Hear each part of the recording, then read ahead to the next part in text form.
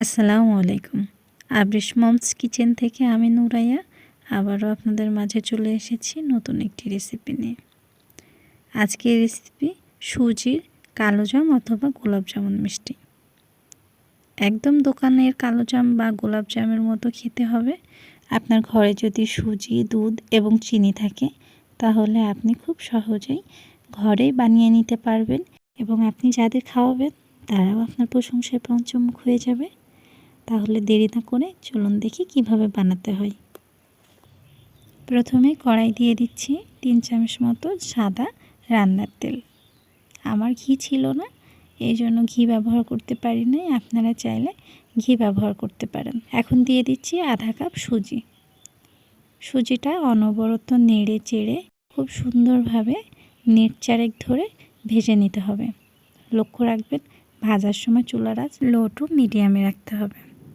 এরপর এতে যোগ করছি 1 কাপ দুধ।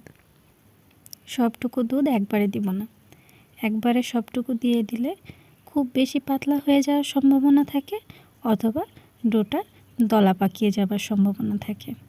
আমি 3 ধাপে দুধটা যোগ করেছি এবং অনবরত নেড়ে চেড়ে একটি ডো তৈরি করে নিচ্ছি। এক পর্যায়ে দেখবেন কড়াই থেকে ডো উঠে আসছে, তখন ভাববেন হয়ে গেছে এবং অন্য একটি পাত্রে উঠিয়ে নেবেন।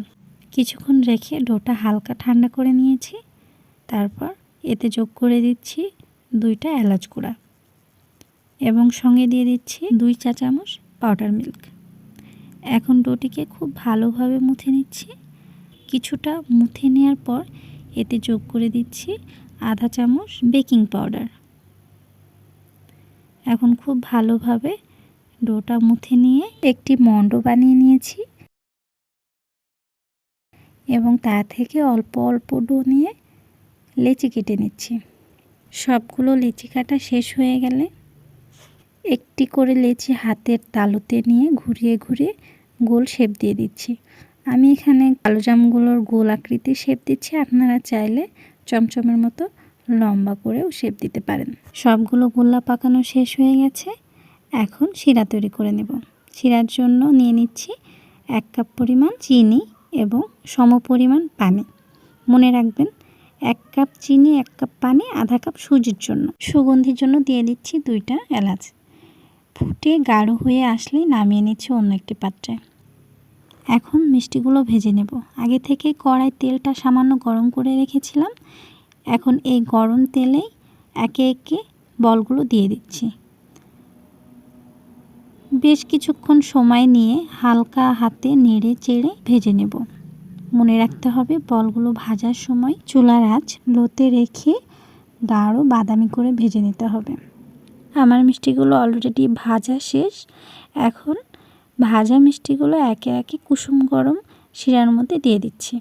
সবগুলো মিষ্টি যখন শিরাতে ডুবানো শেষ হয়ে যাবে তখন একটি ঢাকনা দিয়ে ঢেকে দিচ্ছি 4 ঘন্টার জন্য। 4 ঘন্টা পরে ফিরে এলাম। দেখুন মিষ্টিগুলো কি পরিমাণ রস নিয়েছে। এখন মিষ্টিগুলো তুলে নিয়ে একটি প্লেটে সাজিয়ে দিয়েছি।